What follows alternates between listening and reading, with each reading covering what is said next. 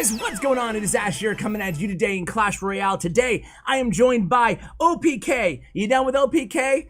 He's actually number 14 in the world right now with 67.93. He's going to go for number 1 live for you guys today. You're in for a real treat. This guy is a Golem Beast, and he's already inside his first match here. So we're going to watch him, and check out the deck below me on the deck selection screen, guys. Man, no poison, no pump. We're typically used to seeing Golem play with either poison or pump. A lot of people on Twitter have asked me to get OPK. He's actually a Hong Kong pro player, Chinese player. First time on the channel here. So excited to actually get him on to see how he plays this deck. The fact that he has been top 10, even number 1 just last week with this deck pretty much all season long just shows the power of this deck. And not only are we going to be covering this deck, but I'm going to be sharing his top 5 tips to playing this deck successfully inside the arena. So let's go ahead and do that starting off here, because it looks like this matchup, dare I say, might be a little bit of an easier one against 2.9 Expo, but good 2.9 Expo players will tell you, and look at that, he plays Golem even knowing he had Expo in hand there, so able to, or excuse me, willing to take some damage on his right tower. But good Expo players will say that they can usually actually draw out Golem matches, so we'll see what happens here. It's not like a gimme, maybe 60-40 in favor of the Golem player, but in a good Expo player like Crafter or Dangannon or Air Surfer should be able to actually draw a lot of these matches out. We actually get to the right tower with the Lumberjack and the left tower with the Golem and the Baby Dragon. Lumberjack's going to do a ton of damage to that right tower. But let's get to the top tips. A lot of you guys, we did this with King Turk on this bait deck, where we basically broke down the pros' top 5 tips to playing this deck for success. So I'm going to start the video by doing that and while you guys watch this live match. So tip number 1 with this deck is do not drop your Golem at all in single elixir unless you are up elixir. Just defend as much as you can and don't be too aggressive in single elixir time. We saw him actually play the Golem in this match during the first 2 minutes only because, again, he was up in elixir. So number 2, don't give your opponent any spell value while you're attacking on offense with your Golem. Don't go all in with all your support troops. Rather, instead, just stagger them, wait for the spell before you start using the rest of your troops. You know, I'm sure you guys have played against a Golem player or a Golem deck when, you know, you have poison. Let's just say, for me, I play a P.E.K.K.A poison deck. So it's really easy for me, especially if they use all their support troops, right? If they come at me with like a Night Witch and a Mega Minion and a Baby Dragon, so much poison value while my P.E.K.K.A chops down the Golem. So just stagger your troops 1 at a time until they use their spell on the offensive end. Tip number 3, look at this left tower almost down here, guys. Tip number 3 is always use your Golem as a tank when they have Inferno Tower. Don't be afraid of the Inferno Tower. Even if they have it in hand, play your Golem in the back. Your support troops will help you out, and you have E-Drag as well. And usually, Inferno Tower decks don't run Inferno Tower and Lightning, so E-Drag will help you out there. Don't be afraid of going same lane or going into your opponent with the Golem, even if they do have that Inferno Tower. So nice victory there in the first match. Let's go into the next one here, guys. We're 6th in the world. All right, guys, inside the next match, again, we are number 6 right now. That was a big jump there on that victory. So next tip for you guys, number 4. Versus any deck with Lightning, you can only really use your E-Drag defensively and don't give them any Lightning values. So basically, you're not going to be going E-Drag at the bridge if your opponent has Lightning behind that Golem, or at least OPK says not to do that. You don't want to provide too much Lightning value when you drop, excuse me, that 5 elixir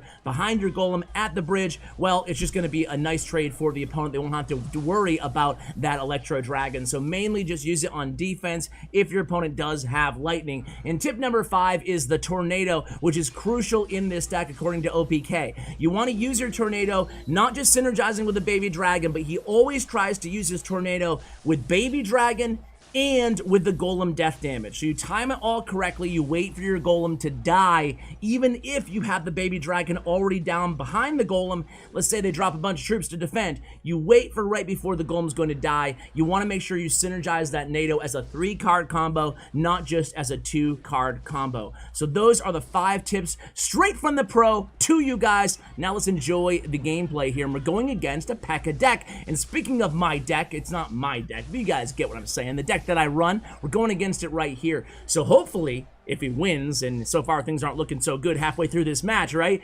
This is going to be a rather difficult matchup. You know, I play this deck, the P.E.K.K.A. Ram Rider Baby Dragon deck, the same version. I haven't changed anything at all.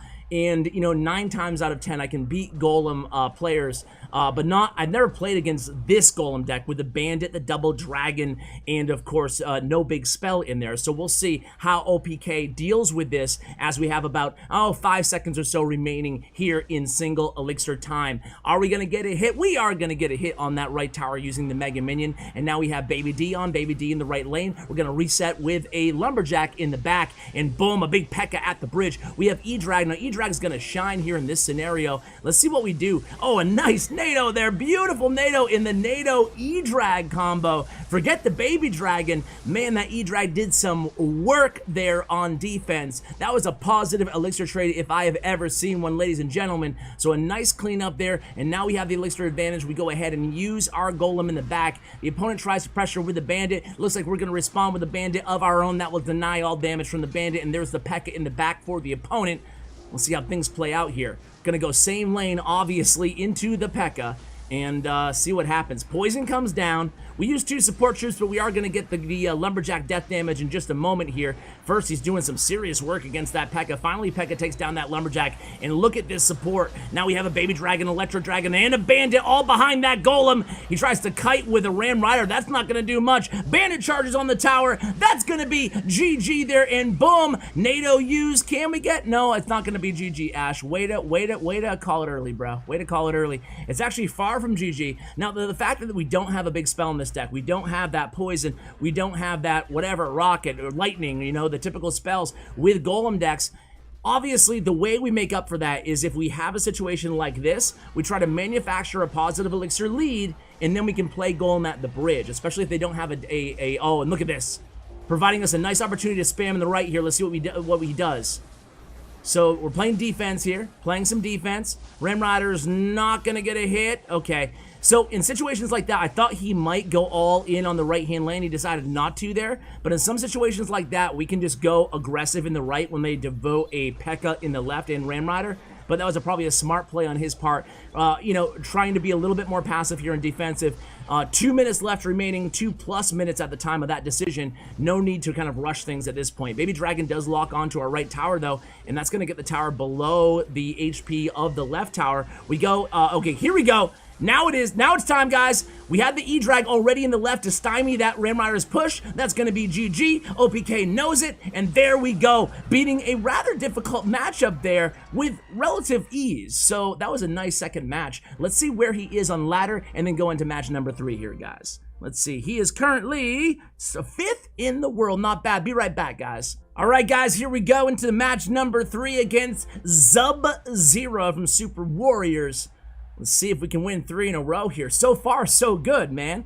You know, with these videos, when they're this close to number 1, obviously we know they're going to be going against some of the best players in the world on ladder. So there's no guarantee they win, right? But the goal is, and we've only done it a few times so far on these live ladder series, but the goal is to end at number 1 in the world. So here we go. 30 seconds into the match. Just going to go ahead and take things easy, take things slow, and cycle in the back. Until I saw the Barb Brittle, I was thinking maybe 2.6 Hog Cycle, but we'll see what he's playing here. Now the rest of the Cycle cards, and there it is. Oh, it's the Lumberjack Balloon deck, and oh, this could be trouble here, guys. We used our Baby Dragon. We have the Mega Minion in hand, but this balloon's definitely going to get at least 1 hit. Those bats could be trouble as well. Uh-oh, ooh, okay. Well, the bats do a lot of chip damage, plus the balloon death damage. 1331 remaining on that right tower, guys. Oof. But OPK is a beast. Let's see if he can come back from this early deficit damage-wise. Ooh. So 9 elixir. We're sitting at 10. Gonna play the Golem here. So he plays Golem knowing... Why did he play Golem there in the first 2 minutes, Ash? Thought you said only play it when you have the elixir lead. Well, first off, I think we did have like a half elixir lead, to be technical. Second off, we knew the win condition was not in hand. They just used their Lumberjack and their Balloon and their Bats, so they didn't even have it in hand to punish us or try to pressure us opposite lane. Here we go with our first Golem push of the game here, guys, using a Bandit on that Ice Golem as well as the Baby Dragon. Bandit's going to charge on that Ice Spirit and then engage against the Lumberjack. We have a Lumberjack of our own as well. We don't get a ton of damage, though. ultimately, and 2 Lumberjacks able to cycle from Sub-Zero. Pretty fast cycle on this deck, obviously, with, just look at his deck. He has Ice Spear, Ice Golem, and Bats there, and Bar Barrels, so a very, very fast cycle, and he uses an Ice Golem in front of that Musketeer. A nice NATO and Bar Barrel in response by OPK, totally mitigating any losses there. So let's see if he goes in. Here he goes. He's probably just going to give this tower up here, obviously. He dropped the Golem. There's not much he can do, but he does play, and this is noteworthy here, guys. He does play some light defense on this Lumberjack balloon push because he doesn't want to get 3-crowned. You know, look, think about this balloon if it was at full health right now. Under the Rage, it could 3-crown him right there. So smart move using the Mega Minion there. It's still a huge positive elixir trade for us on the defensive end. Now we have a double Dragon push behind this Golem here and a Bandit. Bandit's going to charge. No, she's not going to charge. But here it goes. A little bit early on that NATO hit there. Did not get the death damage, and the Musketeer stays alive. Musketeer doing work, but we have a Lumberjack at the bridge here. Tower is definitely going to go down, even though Sub-Zero is actually doing a good job just using all his cycle cards to try to mount a defense there, but maybe he overextended a little bit too much there on defense. This time the Musketeer is going to clean up, but look at that chain lightning, guys. Oh, and he gets one last shot off on that Musketeer. Musketeer is dead. Ooh. This is going to be a monster push here from OPK. All of a sudden, things, the times they are a-changing here in this match, to quote Dylan. And, hey, we give 1 balloon hit up there, but look at this counter push. We have a double Dragon, Lumberjack, Mega Minion, you name it, we have it here. This is going to be a pretty intimidating push here for Sub-Zero. A Lumberjack goes down on the Golem. Snowball goes down on the double Dragon. Bandit gets a charge off on that right tower. We have a Golem and a Barbarian on the King Tower here, and that's going to be GG. That's 3 in a row. The opponent can't help but laugh. Look at all those Dragons and Bandits and oh my on the tower. Let's go into the, actually, let's check to see where he is right now. He could be number 1. Let's see. Currently number 2. Okay, 1 more win, 1 more match. Let's get to it, guys. Let's get to it. All right, guys, here we go. Do or die situation. Not really, but I want him to get number 1 global. I checked the leaderboard in the off time, in the downtime, excuse me, and all he needs is 1 win. He's only 10 trophies out from first place in the entire world. And hey, Archer split in the back. That might be good news. It might be another Expo matchup. Expo's still doing well right now on ladder, guys. Are you guys having success with Expo? Any Expo viewers out there still having success? I want to get Carnage back on the channel for Icepo. I also want to get Crafter back on the channel. Maybe even Dank in on voice or air server. Man, I mean, I mentioned all these guys in the previous, on the first live match, excuse me. But I don't know. Who do you guys want? What do you want from Expo, guys? You name it and you got it. So here we go. It's going to be a Tesla setting up on defense, and we have a Mega Minion going on to the Expo. Expo is going to be absolutely obliterated here. And notice how in the last Expo match, he was cool with giving up an intentional lock by that Expo. He gives the well played here. Elixir's pretty even. Ice Golem down to block for the opponent. They've already cycled back to another Expo, though. Meanwhile, do we have Golem in hand? I think it's still one card away from that Golem. So let's see what he does here. Are they going to go aggressive with the Expo or not? Looks like they're not. They're going to go ahead and just be cautious here. Now we have Golem back in hand, and here comes the Expo. Actually, we were still 1 card away. My bad on that. Ash, the cards are right in front of you, dude. It's not that hard. But now we do give up an Expo lock here. The E-Drag can retarget this Expo here, but we don't have enough elixir to really use anything. So we give up about 1,000, actually a decent more than 1,000 damage onto our left tower here. So things not amazing to start off here, but obviously in double elixir time, we have a huge advantage in this matchup. So Fireball being the last card of the opponent here. Let's see what they do. They split archers in the back. We respond with a baby dragon in the right lane, and boom, there's the Expo again. Lumberjack this time at the bridge here. Also a Barbarrel. Barbarrel is going to go ahead and connect in the back on the Expo. Barbarian's dead. We have Bandit up, and another lucrative Expo lock potentially here. Archers at the last second in front of that Expo. Going to get our tower all the way down to 1,200 HP. Oh no. Wow, okay, so we didn't go Golem. Now he goes Golem. He's not messing around this time. He actually kind of anticipates the Expo. The log, oh!